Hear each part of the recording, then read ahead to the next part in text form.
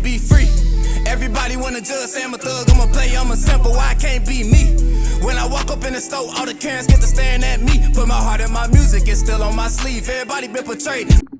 So fam, what's the word? This your boy Spiritual Trey, and it is now episode 81 of the Soulful Thoughts blog. And today we're gonna be talking about coping with death in the most healthy way possible. Before we get started, don't forget to like, subscribe, and share if y'all want to see our boy in the algorithm. Let's dive right into it. Now, coping with death. To a certain extent, I already spoke about this on my channel. If you guys want to, you can go check out my video called What Makes Me Think I Can Coach Anybody. And in that video, I actually spoke on, losing a couple close people to me and how I dealt with those situations, in a healthy way. To not so much, because look, I want to make sure that I'm clear. This video is not intended to eliminate grief, because I don't think it's possible to fully eliminate grief, fully eliminate the emotions that come from losing someone that's close to you, right? What this video is here to do is to make the process of grieving a little easier and a little lighter on your spirit, right? Okay, so let's dive into it. I did some thinking, and there are 5 different types of connections that we can, that we lose when someone dies, right? That's close to us. So let's dive into it. What is the first type of loss we can experience? The first type of loss is a soul tribe member, right? A soul tribe member. And a soul tribe member is basically a member of your spiritual family. Your spiritual family is not always necessarily your physical family. Your spiritual family is just simply the group of spirits that you became self-aware around. These are the people that, you guys all became self-aware in the same or similar location. So you guys think and feel, in very similar ways, like you guys, you have very similar mindsets. So these are the type of people that they might be in alignment with the goals you have, or they might have certain characteristics that influence you to, get closer to whatever goals you might have. Like they might inspire you or influence you in ways that might lead to the growth that you need to get to your goals, right? So that is what we would call a soul tribe, or a spiritual family. Now, when you lose someone who's had such a big impact on you, like a soul tribe member, and remember, these people can be, whether consciously or subconsciously, your spirit, like spirit guides for you, in a sense, because like I say, they help inspire and influence you into a space of growth, a space to where you can attack whatever goal you have, right? This can be like me, for example. I would be an example of a conscious spirit guide, right? Because I'm purposely getting on here and helping y'all get out of mental cages, or helping y'all have to gather up the confidence to go after whatever dreams y'all have, right? Sorry about that, y'all. I got a call. But yeah, if you truly feel connected to me and the stuff I be teaching, then more than likely we're spiritual family. You feel me? So, but it doesn't have to always be that way. It can be someone in your life. They don't even have to have the same spiritual beliefs as you. It can just be a person that comes into your life, and like my cousin Rico, for example. Let me go ahead and throw this out there. So my cousin Rico was like a brother to me, right? Like every time I went to Mississippi, which is where he lived, me and him were like glued to the hip. Everywhere he went, I went. You feel me? It was just that type of bond, right? And when he passed, it was by far the hardest thing I had to deal with, top 2 or 3 for sure.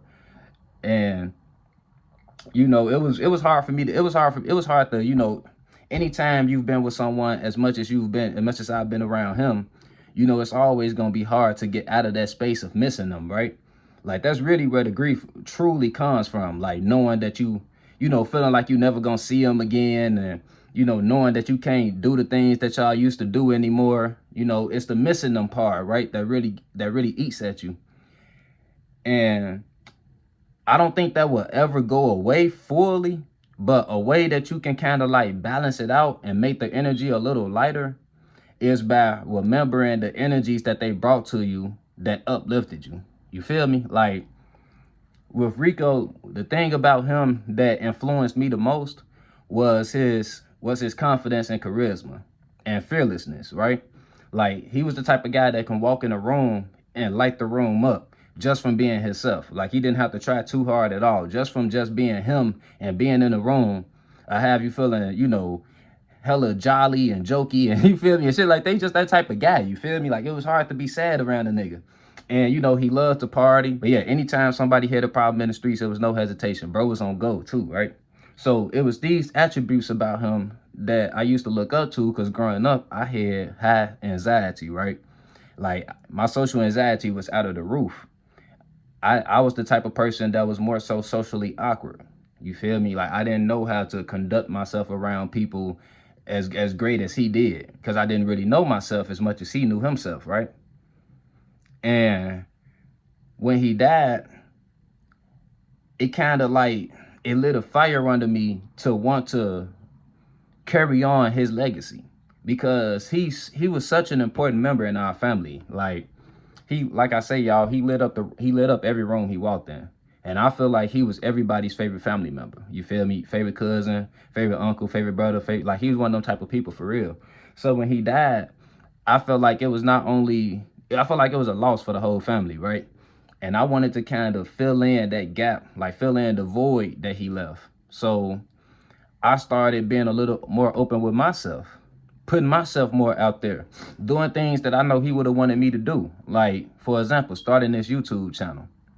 I started this YouTube channel a few months after my boy died, just to show him, like, you know what, bro? I'm gonna take your energy and I'm gonna take this shit even further than you took it to make you proud. You feel me? And I remember before my first video, I literally, you know, I channeled his spirit. Like he was on my mind before I pressed play. He also helped me put out my first mixtape. So y'all get what I'm saying? I don't want to go too far down the rabbit hole because I spoke on this before. But basically, I took all of the positive attributes that he had that I lacked, and I basically embodied his energy. Like anytime I'm in a situation where I need that confidence or I need that charisma he has, I embody his energy. I think about him and I embody his energy. And it has took me so much further. You feel me? I do a lot better in interviews, a lot better meeting strangers. I even got a sales job shortly after he passed, just to help further get myself out of my shell. You feel me? So he's without a doubt one of my spirit guides. He's one of the most important spirit guides I had in my life. So I'm pretty sure you guys have people in your lives like that too. Anybody who inspires you, whether, like I said, whether it's consciously, like I'm doing it, I'm consciously trying to inspire you guys. You can have other people in your life that's subconsciously inspiring you. That's even more powerful. These are the people that when they die, you want to try to, instead of harping on the fact that you missed them so much, try to more so focus on the energy that they gave you, that gave you life. You feel me? And the reason you want to do that is because there's no such thing as death, right? And the spirit that passed on, we don't know if they fully passed on yet, right? They could be still in that same mind, you know, still in any type of purgatory state. If y'all seen my Life After Death video, y'all know what I'm talking about. And it's just my last video too. If y'all confused, y'all can go watch it. But anyway, they can be at a point where, you know, they're still attached to, you know, their life that they lived. And if you are, you know, you and the people that's grieving over them are only sending, you know, negative energies that kind of like bring them down, it's no different than going in a room with a bunch of depressed people. You feel me? Ain't it gonna kind of like bring your energy down and kind of like, you feel me? They can feel the energy still being brought to them if they're still in that same mind. I hope I'm making sense, y'all. But there's some real shit. If they still in the mind that they were in before they left their life, they can still feel the vibrations coming from them, that people that they cared about.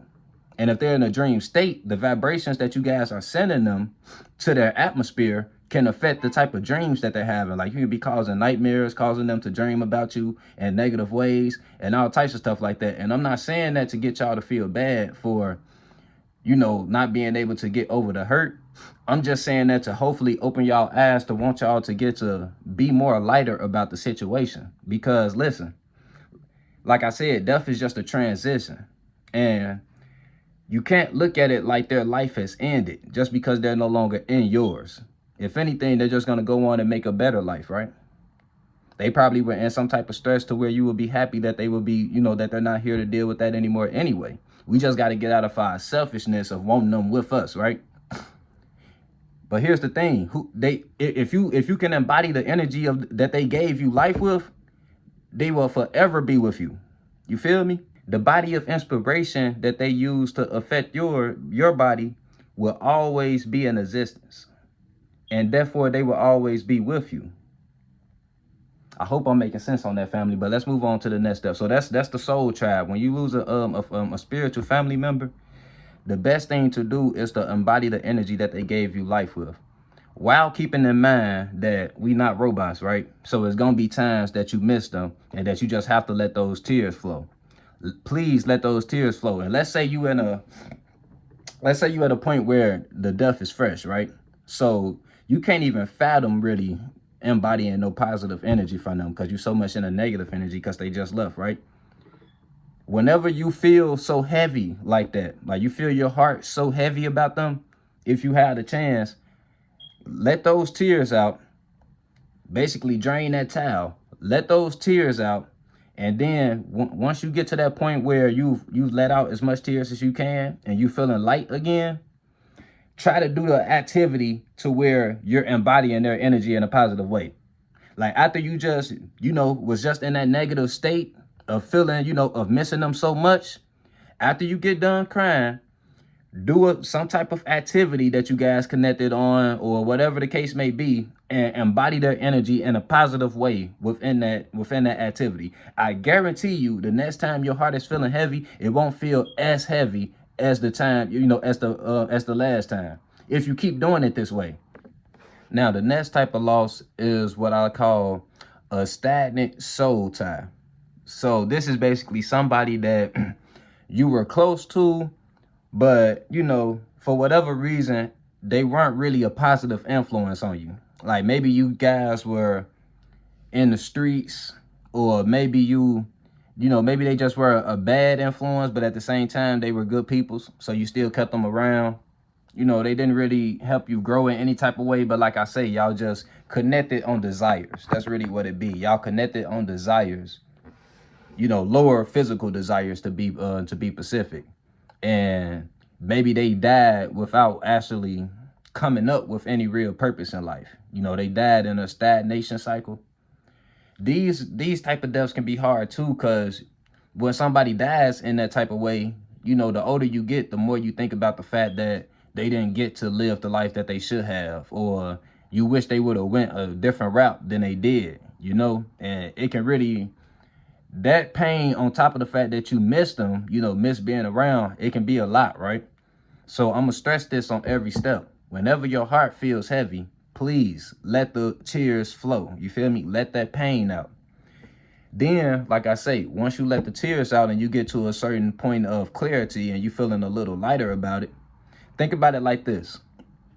If they were in a stagnation cycle or just on a path of going to nowhere before they died, right? Don't you think a do-over is exactly what they needed? Like, the way they grew up, the people they were around, the environment they were in, the decisions that they made, if it led them to a path of nowhere, is it really such a bad thing that they get to do it over? I don't think so, right? Of course it's not. So the best thing to do for our friends when they go on a journey without us is to do what? Support them, right? We don't want to be too caught up on the fact that, oh, my friend moved away, for example, right? We want to be caught up on the fact that my friend is going after the life that they deserve. So look at these people passing away as them going after the life that they deserve, if they were living a life of unfulfillment in this lifetime, right? The more you think about that, it's going to put you in a space of almost being happy. Like, not being happy that they're not here, but just being happy that they get another shot at this life shit. Once again, this will not eliminate grief, but that's not what we're here for. We're here to make the process easier, right? A lot more healthier. So it won't turn into attitude problems and stuff like that. Whenever your heart feels heavy, once again, and I'm going to say it 70 more times, let the tears flow. And then afterwards, start thinking logically about the situation. Okay, my friend was not living the life that they wanted to live. They get a chance to do this shit over. Now, that's the second one, right? A stagnant spirit, losing the stagnant spirit that you were close to. What's the third type of connection that we lose? The third type of connection is a negative soul tie that we call enemies. Now, in most cases, when an enemy dies, we try our best not to give a fuck, right? Some of us even try to celebrate these people's death. But let me explain something to y'all. Hate is just as strong a connection as love. Once again, hate is just as strong a connection as love. So you might think you being happy that this spirit is gone and sending that type of hate to them is, you know, doing whatever it's doing for your ego, and it might be boosting your ego. But at the same time, and you might think it's causing separation between y'all spirits, but it's really binding y'all together. Because listen, like I said in many other videos, once this shit is over, we're supposed to shed our mind that we are currently using and go create a better mind for a broader lifetime, a broader mind for a broader lifetime, right? You can't shed your mind when you are still attached to old energies, like grudges, for example. And if you're holding a grudge against the spirit that's no longer here anymore, and they have a grudge, like they holding that same grudge against you, what do you think that's called? It's called a soul tie. What's gonna happen is y'all two are gonna end up manifesting each other in lifetime after lifetime after lifetime, and y'all gonna keep on finding situations where one of you cross the other, and it's never gonna stop until one of y'all come to the conclusion that it's not worth it. That until one of y'all come to the conclusion that I'm literally trapping myself in a hell, beefing with this person every day, waking up and thinking about this person every day in the way that I am. So let me try to put y'all in a better space. So if a person, before they passed away, they crossed you, right? Or they did whatever the fuck they did. Think about it like this. That person, something in their childhood or something, you know, something when they were growing up or whatever the fuck the case might be, something happened to get them to the point where they did whatever they did to you, right? And it's not to give them an excuse, you feel me? Because it's not to say that they not wrong. But if we all know that everything happens for a reason, and it might be generational curses that led to them, you know, snaking you out, or it may be just, you know, the way this system is set up. You feel me? The way the matrix set up is just to have a person in that type of survivalistic mindset. Whatever the case might be, if you're a wiser spirit, you're supposed to be able to track energy sources for behavior patterns, right? So, and even if you can't put your finger on why a person did something to you, you know it's some type of reason, right? It's not even about developing love for somebody who don't deserve it. It's more so just not taking life too personal. You feel me? That's really all it is. Just not taking life too personal. You feel me?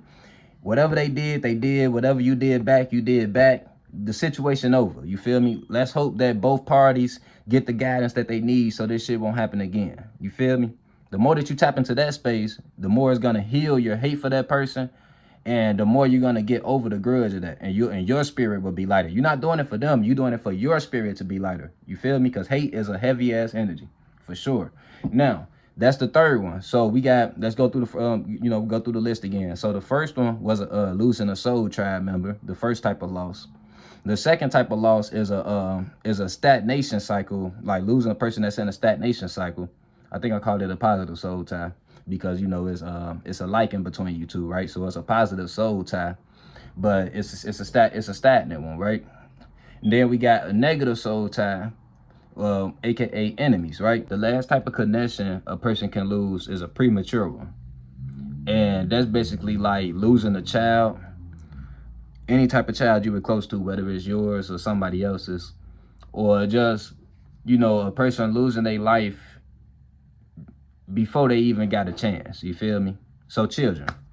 And like I say, there is no logic behind this shit. Like there's no way I can logically explain to y'all why a child that you know might have died, right? But what I will say, the only way you can make that situation lighter is to, for one, look at your personal situation, right? especially if it was a child of yours. Let's say if it was a child of yours. Look at your personal situation and really be honest with yourself if that situation was good for the child to come into. Let's start there first, right? Because a lot of the times, because, you know, we might not believe in abortion, we give birth to kids before we ready, right? So really think about this. If you were truly financially, emotionally, you know, mentally ready for a child, right? Let's start there. And if you wasn't, that, you know, I hate to say it like this, but, you know, them passing was probably a blessing in disguise, right? And if that spirit is meant to be in your life, trust me, they will find their way back. Whether it's through your next kid or through an acquaintance you run across or a circumstance that you experience, whatever the case may be. If that spirit is meant to be in your life, trust me, you guys will cross paths. And if you were in a situation that wasn't conducive for that spirit, them passing on was probably a decision. I mean, you know, was probably something that, you know, is not that, it's not for the bad. That's all I'm gonna say. Like, it's probably a bright side behind it. That's all I'm saying, y'all. Like, I hate to say it like that because losing a child is crazy saying that it's any type of bright side. But if you honest with yourself enough and you look at your situation, you probably might come to the conclusion that it's, you know, it's best for that spirit to go find a more stable situation anyway. Now, that's one part of it. Let's say your situation was fine. You know, you were ready for a kid and you just happened to lose them.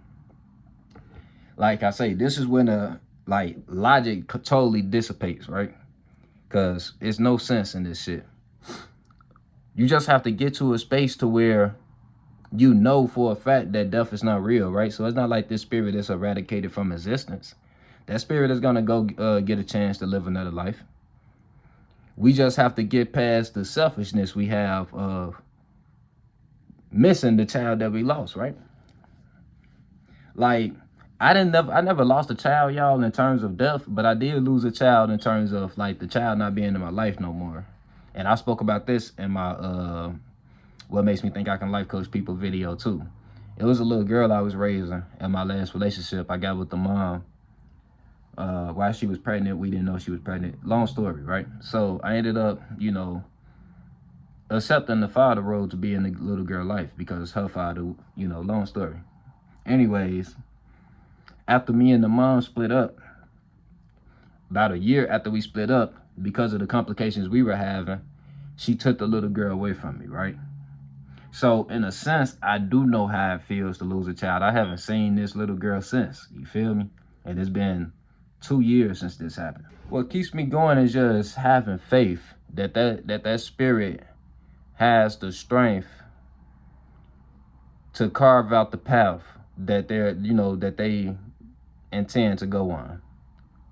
Like, just knowing that she, whatever family she's with now, you feel me? Whoever her mom has gotten with, you know, whatever family they've made, just having faith that she's a strong spirit, she's a strong enough spirit to carve off the path that she deserves. It's the only thing that keeps that lightens up that situation for me, right? And granted, she's still here in the physical, but to be honest, if you ask me, that might be a little harder because I know she's here and I still can't see her. So if you ask me, I feel like that's a solid example. If you have someone, and if your kid, you know, just so happened to pass from the physical, like I say, they're going to get another chance with this shit. It's no different than my kid being with another family. If you and that spirit is meant to be in each other's lives, like I say, y'all gonna realign. But if not, like I say, the more you can get into the space of wishing that spirit the best versus being in the space of, you know, just missing them so much, the more that you can balance that out, the more lighter it will be. Once again, every time your heart feels heavy, you have to let those tears out. But after you let the tears out and you in a lighter space, just try your best to send that spirit some positive energy. Like, man, I just hope you're doing good. Like, you know, and not saying you have to talk, but y'all get what I'm saying. Just sending energies up. I hope you're doing well. I wish you well. Those type of energies. I know with the premature topic, you feel me, it's not as much help as I can give you guys, but I hope it did help, at least to a certain extent. You feel me? Nothing harder than losing a child, bro. All this other shit we can work through, nothing harder than losing a child. But like I said, if y'all can just follow those steps I said, hopefully it will help you. It's your boy Spiritual Trey signing out. Remember, you are not your mind. You are the spirit that's forming and creating your mind. So take your time and form and create your mind, and don't get lost into the selfishness of your perception. When a spirit pass on, that's simply them going on another journey.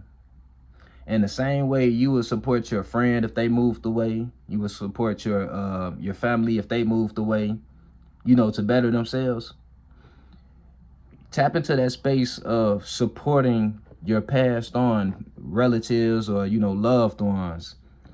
Tap into that space of supporting them in the journey that they're on versus missing them being in the journey that you're on. And if they inspired you to make it further in your journey, doing your best to embody the energy that they were known for, the energy that inspired you, is what will keep their memory living on. It's what will help them expand their spirit. It will help their spirit pass on to broader perspectives. And your spirit won't be trapped in a darkness. It's your boy Spiritual Trey signing out. Love you, family. The beast start preaching, feel no evil, see no evil but peep it. I don't aim for the stars, I want leeches. And the snake spawn, I'ma kill the whole species. Rest in peace to all the peaceful preaching. The youngest wildin', but they say they evil, that's kinda reaching. Who really controlling the way you thinking? Find the truth.